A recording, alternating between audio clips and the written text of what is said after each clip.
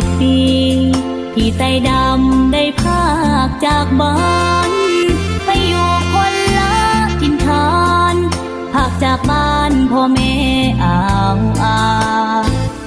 พากจากคนฮัก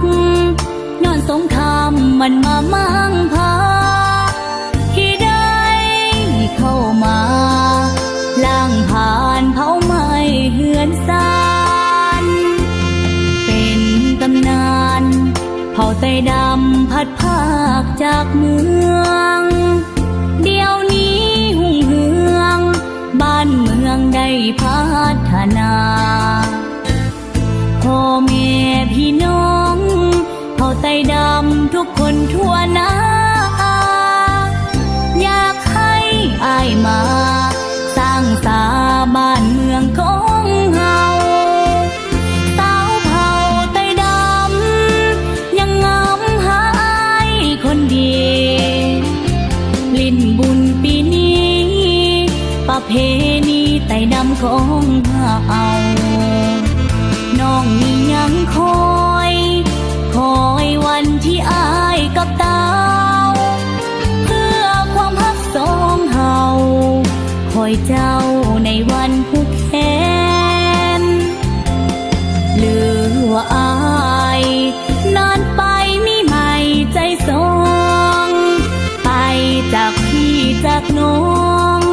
สมปองกับสาวต่างแดนจึงบอกกลับมาเยื่อยำถามข่าวควนเพลงอายเอ้ยอย่าได้นายเนงควนเพลงน้องจงรอคอยสาวไต้ดำขอเชิญปีใจที่ได้ห่างไก่ไปอยู่ต่างใดน้อถ้าได้ยินเสียงน้องขอเชิญปีใจมาอินบุญกำเมืองมาโตเลโตคางมาเต้นเสกับมาฟังทับไต้ดำร่วมกันปีใจเอ่ย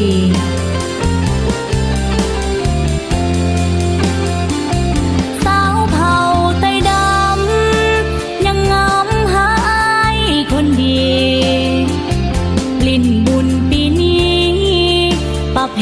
ณีไต้ดำของเฮาน้องนี่ยังคอยวันที่อายกับเตาเพื่อความฮักสองเฮาคอยเจ้าในวันผูกแขนหรือว่าอายนานไปมีใหม่ใจสองไปจากพี่จากน้องสมปองกับสาวต่างแดนจึงบอกกลับมาเยื่อยำถามข่าวควน